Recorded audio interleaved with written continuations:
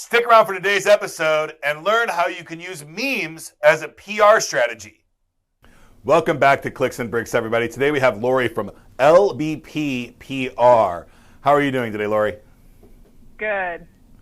Thanks for having me. No problem. Thank you for joining us. Super excited to have you on here and learn today a little bit about the differences between PR and marketing.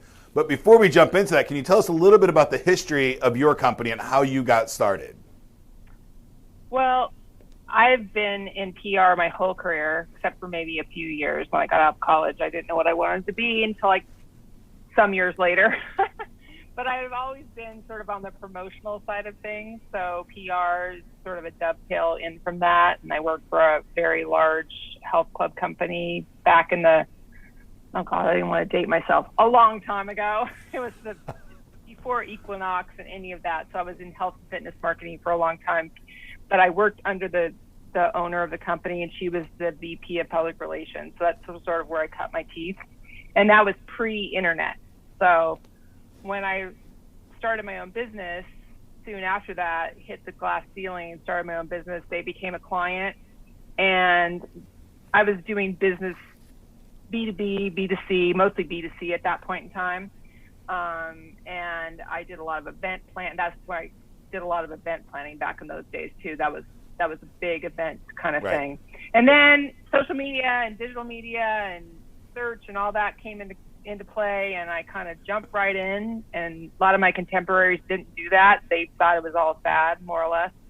And so I kind of morphed myself into more of a digital specialist and just have been kind of barreling through along the way. But my whole thing is more about the PR side of digital and on social media, search and all that, and maintaining reputations and building reputations and voices and that sort of thing. Right.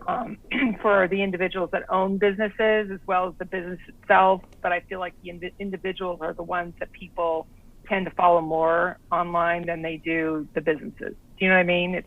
Absolutely. It's the people that make the business. So. Absolutely, and more so every day as we get more and more social awareness about businesses and things that they're doing. More and more, the individuals in the company play a bigger role. And are you going to do business with that company or not? Right. So, and the headwind of that was Sir Richard Branson. That was my biggest. He was the first one, really, I think, in the big business world to really glom onto that, get out of the ivory tower kind of thing, and really be more, people approachable. Absolutely. So I started to model a lot of what I did after him. I have a little bit of a story, very quick. You said your people that you were around at the time thought the internet might be a fad, and I went to school for film and radio, and I was my partner at the time. We had a small radio show, and we were getting ready to move to Florida to take on a morning show, and I was like, I'm not going to do that. I'm going to go. This was 1997. I'm like, I'm going to go do this internet thing. And he's like, that internet thing's a fad. You're never going to get anywhere with that. And I'm like, no, I really think there's something over there. And he's like, man, radio's going to be here forever. You're crazy for getting into the internet. And I just, whatever told me at that moment to say, hey, let's go into the internet and get out of this radio gig. Even though that was my passion then, was, and now here I am 20 something years later talking on the microphone. So... But it is what it is. It didn't go away. It just went into a different realm. I mean, still everything's crazy. Absolutely. Everything's built up. Yes. Crazy. So now you had a company, or you were working as a PR agent inside a company, and you talked about that glass ceiling for corporate America, and you had to move from that corporate America job and then do your own firm. Can you tell us a little bit about that transition? And I use the word possessed in the most positive way, but it does take somewhat of a possession to move forward and say, I'm going to quit this comfort world, and where I know where my paycheck's coming from, and somebody else, I can yell at somebody when that paycheck doesn't come, versus I'm responsible for making my own paycheck. That's a big move. Mm-hmm. Can you tell us a little bit about the transition and how you did it? And it sounds like you came with a client built into your business on day one, which is a huge help. They embraced me. They let me do it. It was great. In fact, main boss was really the general manager, two of them, and they really, so here you go. go at. And then the girl that I went up and shared an office in Brentwood, and this is how long ago this was, across from O.J. Simpson's attorney or agent, who we knew. So it was back then when the whole O.J. thing started happening, right. And so it was crazy. But anyway, so I shared an office with her in Brentwood because I thought it was really cool. And people that don't know, Brentwood is like, it's like the cliquey area of, just outside of Beverly Hills, closer to the ocean. And I lived in the lower area. I lived in the South Bay, which is Manhattan Beach, Hermosa Beach. I lived there, and I went all the way up to Brentwood to go to my office every day. So whatever. But anyway, that girl that I shared my office with had already done that. She worked in the same company as me, and she encouraged me. She was come and share my office. We have great rent, whatever. And so she actually became my client too. So I had 2 built-in clients, and then the rest is I just kind of put myself out there. I went to a lot of networking things, back when they had the Chamber of Commerce mixers and all that, went to different areas. I just got really involved and networked in the communities, all the different communities of LA, and slowly but surely started building up. And then that was really even before internet. I mean, if I think about it. But then I also did a lot of event planning, and I would get one client do a big event, and then the people that would go to the event go, who produced this event? And that's how I got clients from then. Right. And I also advertised. I advertised in LA Magazine and all the popular publications at the time. Gotcha. So that's sort of how I guess it was just a gut feeling. I don't even know. My uncle was an entrepreneur in our family, very, so I think it's genetic a little bit. You just didn't know any better. You just thought this is the way it's supposed to be. My parents at the time thought I was crazy, but at the same time, they also got it. And right. Were they supportive through the transition? Huh? Were your parents and your family supportive through that transition? Yeah, I mean, not financially. Emotionally, they were. Right. Fantastic. So, that's important, though. Yeah. I just took it one foot in front of the other. You have to have that in your gut. You already have to have that built in, I think. You can't just make yourself an entrepreneur. You just, right? It's got to be something. Yes. You can try, although I do know people that have done it and made that transition, like a client of mine who is still to this day as my client. He made it. He was a big executive with Technicolor, and they bought him out. That was when Technicolor was going out. They're done. Right. They're going digital. And so they pretty much paid him to leave, and he bought another company, and he became an entrepreneur. So he did it. He was able to do it. I make the joke, and it's probably a bad joke, but I say it quite frequently. It's like, I have to be an entrepreneur because I'm such a bad employee. Right, same. That I have to be the one in charge because I'll be constantly bucking the system and trying new things and going out on limbs, and it just doesn't work if you have an employer that's keeping you there. Now, before we started the show, we talked a little bit about a transition that you did in 2008 when you went really more digital, and you found what I would think would be a pretty cool little niche in the PR world that you kind of dove into. Can you tell the audience a little bit about, one, how successful being a niche player in the PR world is, having a specific audience that you market to, and 2, how did you come about, finding that niche and really diving into it? Well, beginning of the 2000s, believe it or not, I went to work for a recruiter who at the time was they all worked from, imagine that in the early 2000s, they worked from home, they worked online. It was like unheard of, right? This woman was amazing. And so I did a lot of her marketing stuff, and then I learned about recruiting, and I think they recruited medical, or I don't even know, but I learned about recruiting and job placement and all that. And then when the recession hit in the 08 recession, and when it was the big, what was it called? When the mortgage industry, the housing market, collapsed, everything was bad.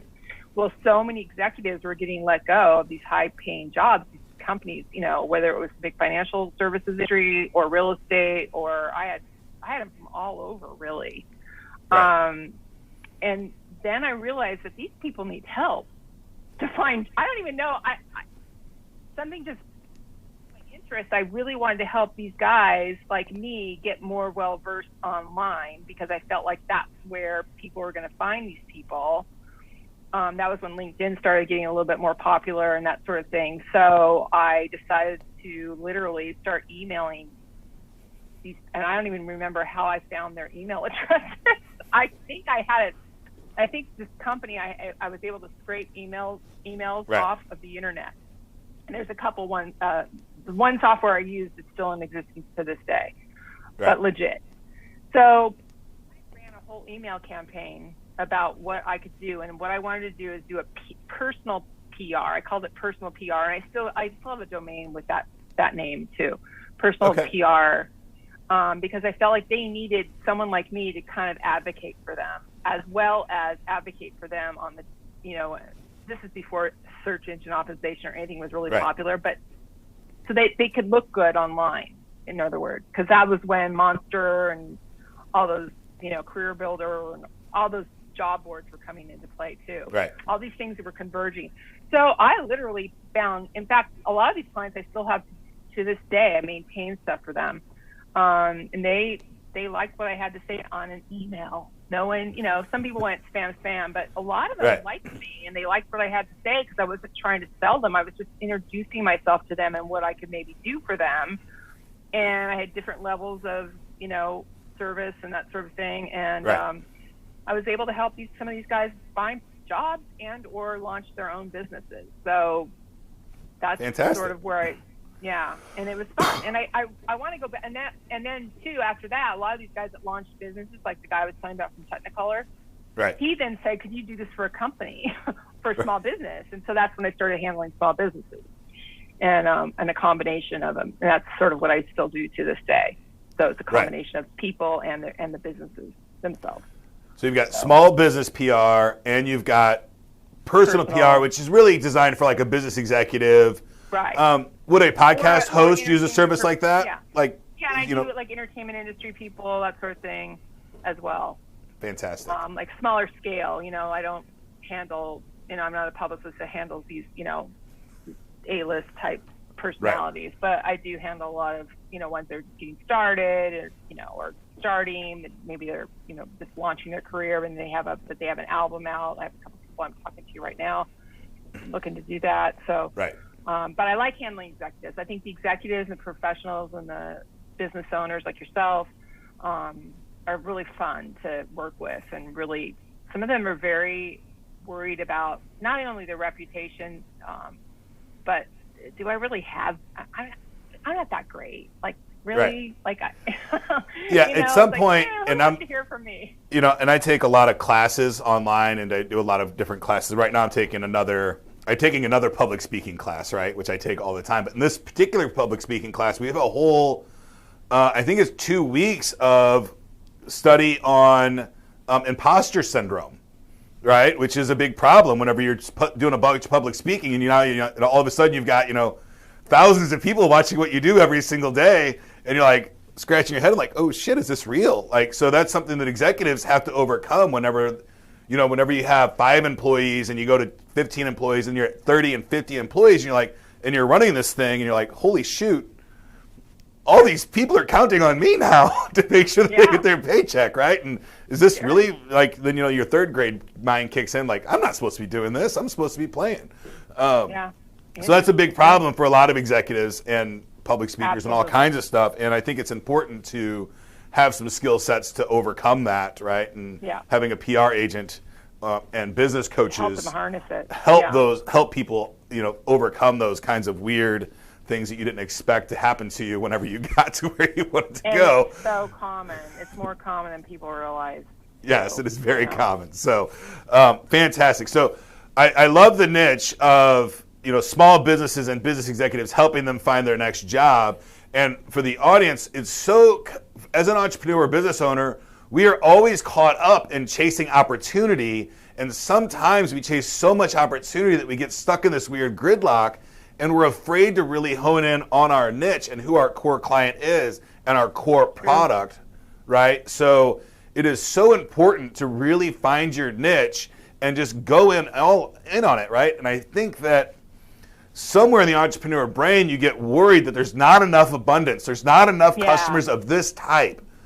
The world is an abundant ass place. There are plenty of customers for your niche. If you want to, like Clicks and Bricks, we're small businesses, 250,000 revenue to 5 million revenue, right? That's a lot of businesses that we're not catering to. But that's who I like doing business with, because it's not so big that it's all this corporate America red tape stuff that I don't like. And it's small enough on the 250 side that we can really make impacts with the work that we're doing. And making an impact with the work that you're doing, hopefully, is your main focus.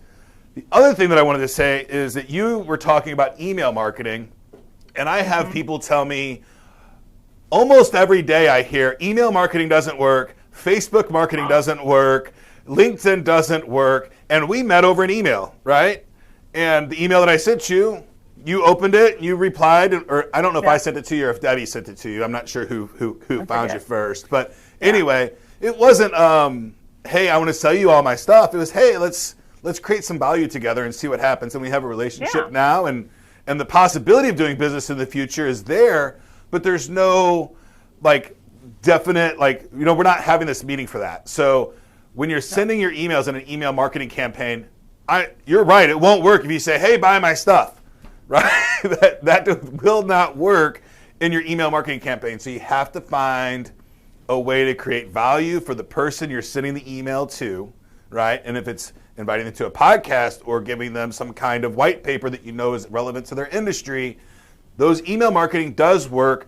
Don't spam people. Don't just ask for the buy on the first email. Create value and just keep creating value. And then you'll end up having customers ask you to do business with them. You don't even have to sell anymore. If you just start from a place of creating value and stay there, you really don't even have to sell. You're just an order taker at that point, right? So I think it's great that you, and do you still do email marketing to get new clients? I don't have to. I mean, I actually am going to start again. Okay. I have a different, I'm thinking, it depends on this new kind of, I want to go back to the personal PR side, but I'm still trying to think of my approach. And again, I've got to go back. And I actually have my old emails from early on. So I'm kind of figuring it out, and I have a new platform I'm going to start using as well. So we'll see. But I get a lot from LinkedIn now because I have a pretty big audience on LinkedIn as well. So I usually get approached a lot on LinkedIn. But a lot, I don't take up every person that wants to work with me either, because there's a lot of not so great people. I'm starting to get better in my life about turning clients away. If their position in life doesn't align with mine, then you know what? We can just agree to not do business together and still live on the same planet. It's okay. Yeah. Right? It's okay. It's you okay. don't have to have every single person. No. Right. And I learned that the hard way, believe me. So you've been in the business for a long time, and PR is probably, I've never been in the PR industry, but I'm assuming it's pretty cutthroat, pretty demanding work. And when somebody needs something cleaned up, they need it done pretty quickly. Yes. So I have no doubt that you've had some run-ins with adversity throughout your career. Do you have any tips or tricks or mantras that you use on a daily basis, either in your personal life or specifically in business, that help you overcome those really challenging moments when you just want to throw in the towel, but you find the way to keep pushing through? Well, it's about it's looking at the whole, I'm trying to think of a situation where someone comes to me and says, you're not doing this right, or so-and-so's beating me up in the press, or so-and-so's tweeting about me or whatever. And you have to be calm, cool, and collected. You can't be, because I can be emotional, and I've learned to rein in my emotion. I have to be emotional for the client and make them feel okay, if you will, because a lot of them freak out and they don't know what to do. But I always say, in the PR world, there's a term called slack. People don't know that word, slacker. Okay. It's a really cool show on Amazon now. I'm waiting for the next season called Slack. That's crazy. Oh. So, and Slack could be a good thing because you can spin it and mitigate it so that everything, and it goes for me as well, where I remember I had an employee once that said some horrible things about me online, and went to the labor board and then here in California, and it was horrible. It was over money because she felt like she should have made more on this one account than she really did make. It was ridiculous, but in the end, it was really stressful, and I had a good group of people around me sort of help me mitigate that. But at the same time, I learned too that I'm just going to be me. I'm not that person and in the end, there were some other things going on in her life that's why she kind of glommed all over me to make herself feel and look better, I guess. I don't know. But it's about being calm, cool, and collected. You can't sweat the small stuff. Nothing is that big. Right. It's going to take your business down or take you down. You have to be, and that's also confidence too, because if you know you're in the right and anything that people are saying bad, unfavorably of you or whatever, you know what? Because as long as you have your own soul and you're either good at what you do, your business is good at what they do, no matter, words are one thing, but those words can be slowly taken down and they can go away if you just keep putting out this positive reinforcement as well. So yeah. So I do, my small business that I own is a boxing school, and I've got a youth team that I put together. And one of my core values that I tell the boys every single practice, one of I think there's 13 core values, is stay calm and build positive relationships, right? Which is so important. And the two go together. And we say this whenever we're going into, when you're in a match, you have to stay calm and you're building a relationship with the person that you're competing with at that moment, right? It's an aggressive relationship, but it still should be positive throughout that entire thing. So staying calm is wildly important because it doesn't serve you or the people you're dealing with to get all worked up and excited. Mm-hmm. Now, this is probably my biggest failure point in life and business is keeping calm because I'm an excitable guy and I can. You are. I'm very excitable and I like big boisterous things. So it's really hard for me to do on a regular basis. But the trick that I use to help me stay calm is breathing.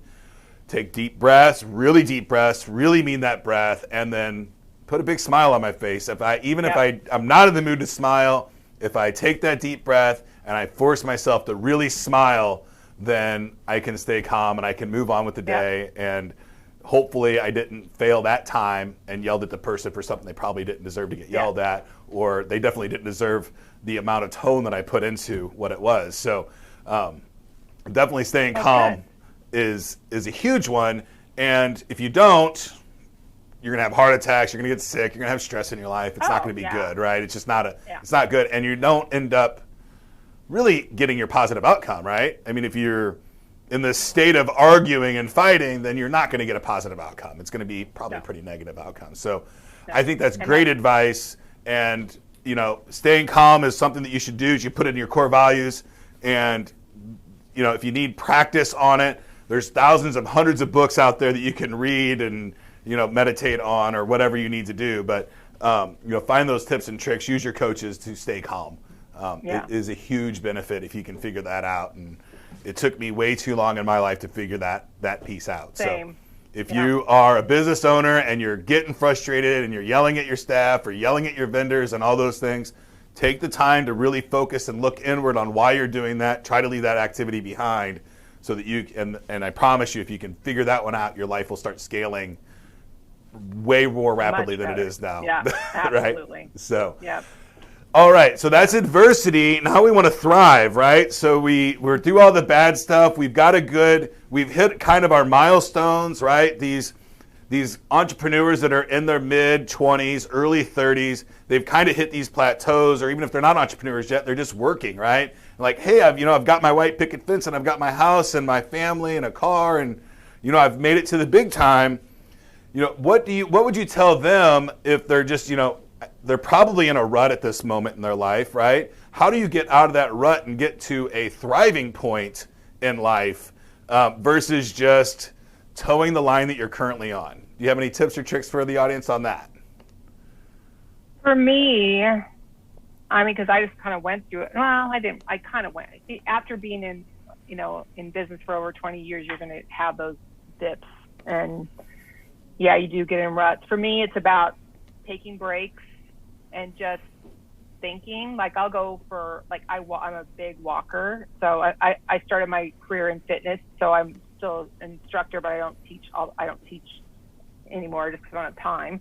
But I instruct myself, so I take long walks. I take a break and I do what I'm doing as far as my business. But then I just take these. I don't even put music on or anything. I just walk and I think. I call it meetings to myself. So I have my own That's awesome. meeting in my head, and it may take a couple. Again, I have to go for a walk. I go with my dog. I live in sort of a hilly area, so I walk up in the hills, and I just think,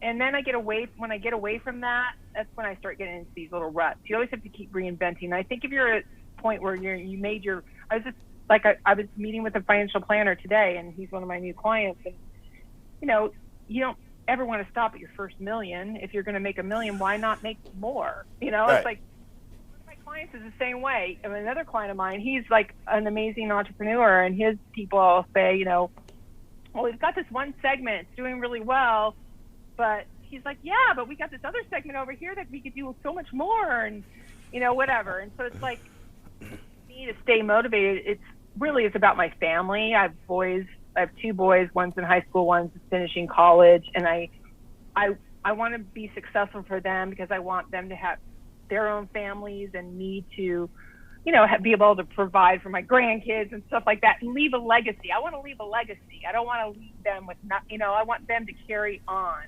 Right. Whether my son graduating from ASU this next year, he wants to do what I want to do. So he's working for a company now, but eventually, I don't know, maybe he'll have to change the name of the business, so maybe he'll follow suit and pick up where I stop. But I don't think I'm ever going to retire. And I'm going to be doing this till, why would I retire? It's what I love. It's like, dang, I'm not going to go retire and play golf every day. What's that going to do for me? It's not going to make me live. Right. What else would you do? Living. If you get in that rut and you just say, oh, I've had enough and I'm going to retire. Like so many people I know are retired. I'm like, why? Why are you retired? That's so dumb. You could travel and things like that, but you could still work and travel nowadays. You don't have to be tied to an office, Yeah, I had my wife and I, we don't line up on everything, right? We line up on a lot of things, but we don't line up on travel. She doesn't like traveling. I love traveling, and I didn't travel for a long time. And literally just the last couple of years, I'm like, this kind of is a bummer for me. I like traveling. You don't. Are you okay if I travel without you and go to shows and do these things? Like, are you like, if you don't like it, why are you doing it to make me happy when I'm fine leaving for a couple days and then coming home? I think it makes the relationship a little more fun, actually. Right. So we get that weird little break from each other in our married life. With 17 years of marriage, it's the things tend to get a little boring from time to time. But take a couple trips and spend some time away from each other and get that back together. So compromising on those kinds of things, I think, is huge. Huge. Having the relationships at home is huge, and having that family to really help motivate you to keep moving, which is 100% my motivation. Is my wife and my daughter will be fine in life, but my son's nonverbal autistic, so I have to make sure that that I have to make sure that he's going to have an income stream that's going to outlive him, because the streets are a hard place to live in. And I would hate to see him there if I pass and move on without having the funds for him to be supported. So having that family support being the reason for your drive and your thrive in life, I think, is important. But even with how strong that family support is and wanting to leave your legacy, if you don't think about it on a regular basis about how you're going to leave that legacy, you're going to just get stuck in a rut. You turn your brain off and you just go through your days. If you drive to work in the morning and you don't remember your drive, you're doing something in life wrong. That's sad, yeah. Right? Something in your life is wrong because you're literally putting yourself on autopilot. And if you're on autopilot, you're not living your life. And if you're not living your life, you can't grow your company. If you can't grow your company, then you can't feed your employees, and you don't get all that great stuff that comes along with it, right? So get out of autopilot. If you're on autopilot in your life, get out of it. Whoever's watching, I hope you do that. So it doesn't work. It really doesn't. No, and it does not. You know, and I want my kids, especially, to kind of care. I want them to do well in life. So that's part of the drive as well, right? Yes. Not just leaving them something, but inspiring them to create their own path. Create their own passion. I'm really down to a moment of valuing happiness, right? As long as my children live a life of abundance and happiness, man, I don't think I could do I could do worse on this planet for the time that I'm here. So those are the things that are really important to me. Before we jump into the last question, do you have any offer that you would like to share with our audience? We talked a little bit about this before. You want to go ahead and tell the audience what you're willing to offer them? I'd love to spend time if anyone's interested in working. I would say working with me, because really that's what it is. I'm not working for you. I'm working with you. I want to spend time, and I want to spend an hour with you at no charge to figure out if this is something, if I'm compatible with what you're looking to do, you know? Right. Whether it's on a personal level or what. And then I've got some other percentages that I'm offering as well too on my retainers. I work on retainer. It's something I've always done, as most publicists do. You know, we're not salespeople. It's about, you know, bringing value at the same time. When you're spending money, I mean, my thing is I'm going to bring you value, and I want your business to grow because of this. I'm not in it for anything else but that, because I want a reputation too. I don't want people to, you know, people go online and say whatever they want, you know, and at the same time, it's like, I need people, you know, and I don't have clients that stay with me forever, but every single client, maybe one out of hundreds, would all say good. If I came in and say, hey, would you recommend me? By all means. Right. So, and then how would somebody take advantage of this offer? How would they get in contact with you? Is it just lpbpr.com? PR.com, yeah. They would go that and website, and I just fill out the contact form, and then when you on the contact form in the notes, just put Clicks and Bricks. So then I'll know, and then I'll contact you right back. Fantastic. I just hit the wrong button for a second. I don't know that I messed things up or not. I don't think I did. Is it still recording? I don't think so. Fantastic. All right. I accidentally hit the start button on a second time, so which is not a big deal. So anyway, sorry about the little glitch there, folks. Me and some technical difficulty. I'll try not to do that again. It happens. So thank you for the offer. So 1 hour consult. They can go to your website, fill out the form, say Clicks and Bricks, and they'll get a 1 hour free consult. And I'm sure they'll get some kind of value out of that consult if it's self-reflection at minimum. But you'll start talking about what their needs are and things like that. And I lied too. I said one more question, but I've got a couple more if you've got some time. I don't think we have a hard cut today, do we? So, one, you said something about reviews, and if you were to ask your couple hundred clients, you know, would they do business with, you know, again, you said that they would say yes. Can you tell the audience a little bit how important online reviews are? And I think everybody understands that online reviews are important for a business. Can you maybe put a twist on it and say how important would it be for a business owner to actually answer and reply to reviews that were put online? Because I don't think really important. It's really important. A lot of business owners don't do it, right? So can you tell us a little about the psychology behind the buyer when they see that?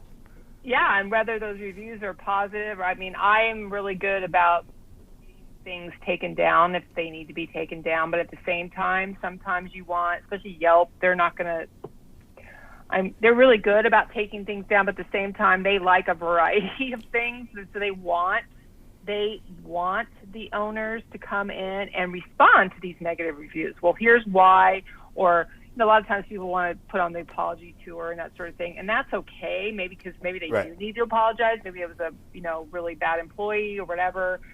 But at the same time, they also have to explain, well, maybe this is why this experience was this way for you, because this is what we do, this is our policy, whatever the case may be. Right. And really bring some humanity to the face of the business, because every business has a person that's running the business. It's not unless it's a completely robotic thing online, but for the most part, you've got to respond to these reviews. And what I'll do is, most of the clients, especially on Google, I'll always have access to their Google business page, and I have my email address in there. So all those like anytime they get a review, I'll get all the reviews. And if there's a comment right away, I say, okay, this person, I'll forward them the email, say, what do you want to say? And then I'll spiff it out for them to make it, because not everyone wants, likes what they write, or they don't know how to write or whatever. Right. So I'll make it look good.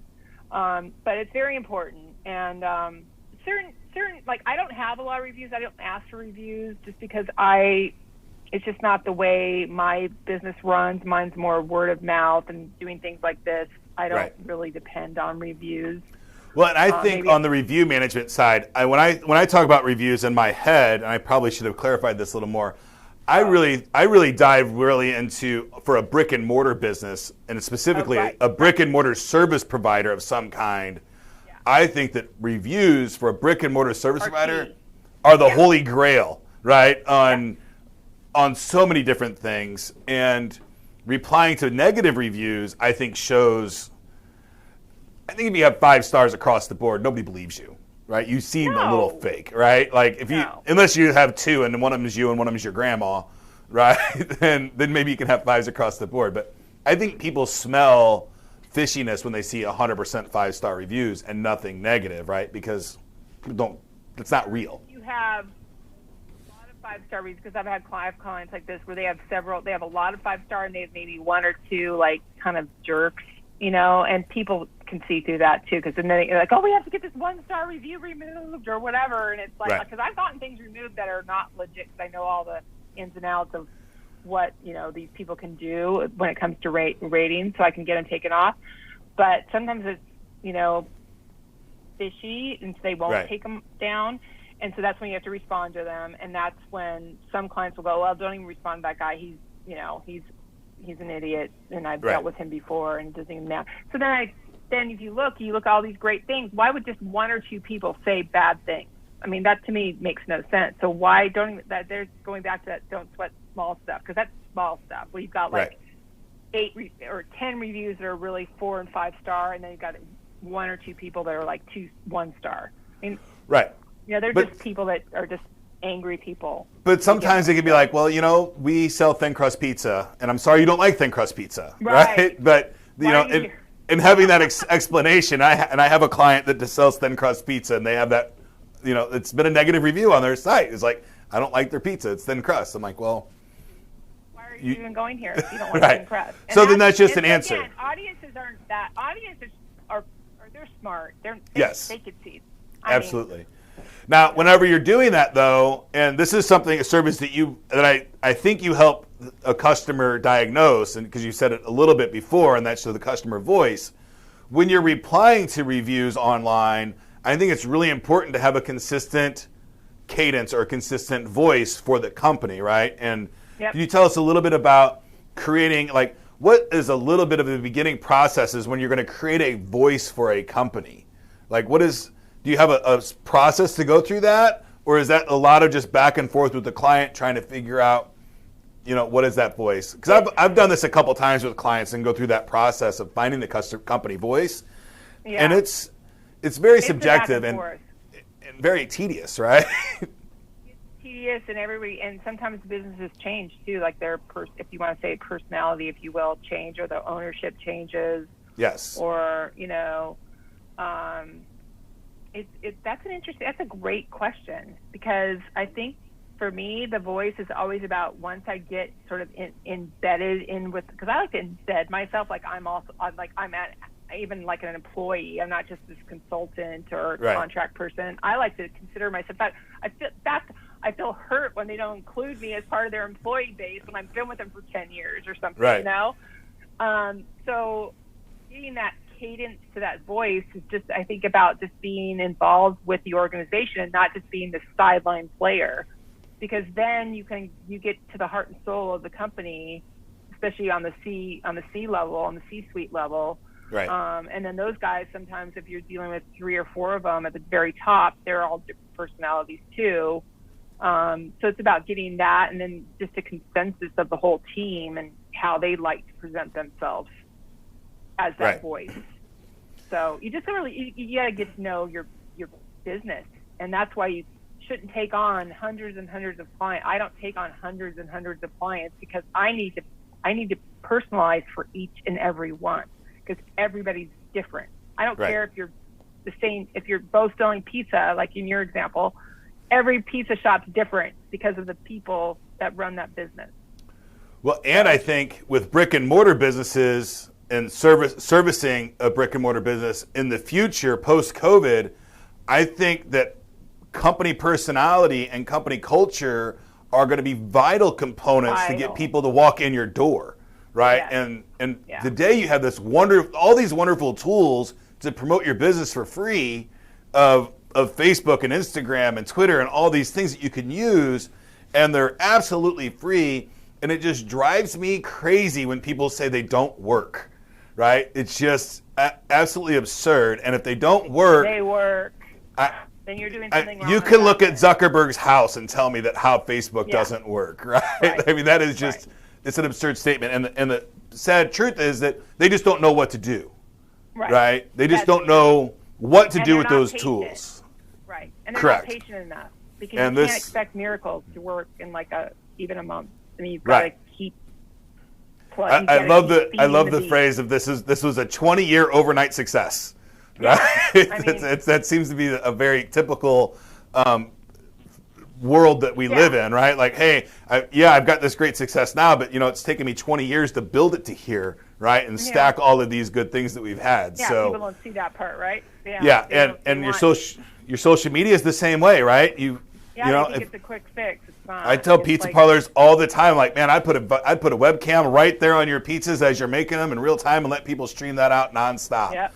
Right? And maybe make a YouTube channel out of it. I don't know. But, you have these tools, and for a couple $100s, you can get equipment and do these things inside these small businesses that would do huge benefits for them, but they just don't do them for some reason. Yeah, and again, because they think it's going to be this quick overnight thing, and when they don't see that return on their investment right away, then they want to turn it off, like forget about it. And you can't. Again, back to my financial planner, we were talking about that today too, and he was talking about how his financial plan, you got to give it. He hates giving example. You have to give it 10 years, 20. I mean, you have to give it a long time, and you have to invest in that, and you're going to have ups and downs. But eventually, your return is going to be great if you just keep at it. And same with this. It's like you've got to stay in the mix. But I think what I used to always tell people too is that one of the things is you can lead a horse to water, but you have to also make that horse drink. So that's where your staff comes into play, and your team comes into play, and your customer service. That's all part of the whole PR package too. You can't just be this great thing on paper or online, and then when people get into the meat of your business, they're like, "Oh, these guys aren't good," ew. So you've got to be really conscientious about that. That's for sure. We talked a little bit, and I told you I was going to ask you, but I had a PR person on a couple weeks ago, and we talked about the difference between PR and marketing. And I think I have can I put you on the spot just for a second? And I want to change that question a little bit, because how different is being a PR person for a company and being their business coach? How different? How much do those in line with each other versus not in line to each other? Because you just said like you can lead them to water, but now you got to coach them on drinking. No, you're right. That's a good point. I mean, I don't ever make myself a business coach but in a way, when it comes to small businesses, sometimes I am, because you've got to make those align. The way you run your business is everything. That's your whole persona of yourself and your business. And even if you're a solo person, it's about getting your personality and making sure that personality comes across with what you do or whatever. But I think it's a lot. I think they could be one and the same, but they're not in some cases they're not allowed to be. Right. Yeah. So in some cases, I'm thinking like, well, as a publicist, man, you're going to pitch the idea, but then you've got to, once you convince them that it's going to work, they have to do it, or it doesn't work. Right. I have to do it for them, unfortunately. Okay. So that's a different approach. Yeah. Okay. That's another way to get it. The coach will coach, but they won't hold your hand and do it for you. They'll just tell you to do it, and if you don't do it, oh well, bye. With me, I kind of do both, because I say, okay, this is what we have to do, but then I am also the producer. I like to call myself a producer in that regard, because I'll get it done. Like if their people, like their team isn't posting on LinkedIn the way they should be, because that's what's going to drive volume to their page and Right. whatever, and then, you know, hopefully to their website and things like that, then I got to get in and do it for them. And then Right. they have to pay more. So even though I really shouldn't be doing that. Right. LinkedIn. So you have a do it with me or do it for me approach. Yeah. Right. And It's one of the two. Yes. And then that's a great point. And then sometimes people will say, okay, I'm good. I can do this on my own now. And then just like fly, you know, get your wings and fly away. And then Right. I'll keep them just on the side, and they'll little small like quarterly fee or monthly fee. And then they just have me when they need me, kind of thing. Right. But yeah, that's what I do a lot. And that Okay. always warms my heart when they kind of, but then I can kind of rein them back in and go, wait a minute, you're not doing this. You know, Right. this is why this is and this. So So you're almost yeah, like governance at that point, just governing like, Yeah. hey, are you doing what you said you're going to do? Keeping Yeah. them in check. Fantastic. In So, check. yes, fantastic. All right, moving on to our last question. This is a doozy because Clicks and Bricks, we talk about business and technology. Is there a piece of technology that you use either in your personal life or in business that you think has made a significant impact on either one of those fashions, either your business or your personal life? Other than the internet. You can't just cheap out and say the internet. Oh, can I say software? Yeah. Oh. Any Well, software? Or, QuickBooks. oh, QuickBooks. QuickBooks is- Okay.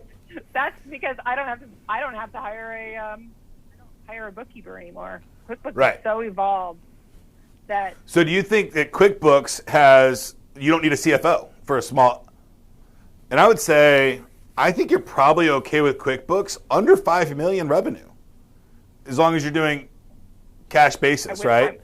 Yeah, cash for sure. Yeah.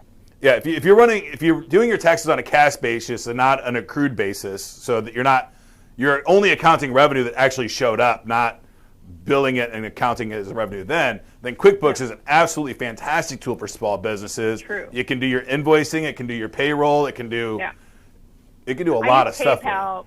Yeah, I use PayPal for, I don't know why, but I think I use PayPal, and PayPal's another Right. one. I mean, I don't use it for merchant services. I use I use my original merchant services that now is online software, Right. which is even better than using a stupid machine.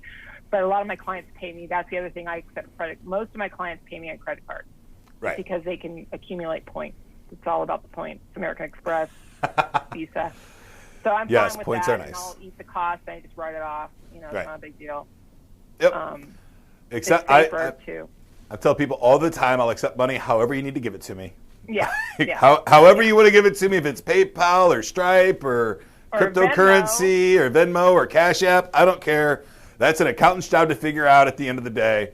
I take money however somebody needs to get it to us. So fantastic. Before we go, do you have anything that you'd like to share with the audience? Just I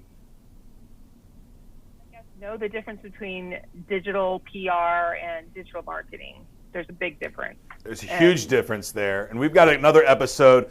Do you have like an elevator pitch on the difference between PR and marketing?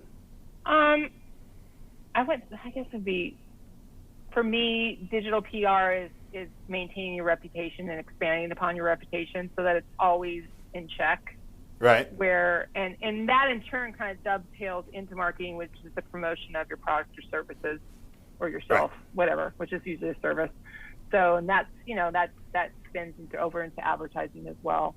Right. But public relations is sort of this overlaying veil to all of it. And I'm a communications major, so I originally wanted to be a broadcaster, ironically enough, but I didn't want to go, live in Yuma, Arizona and, at some station down there.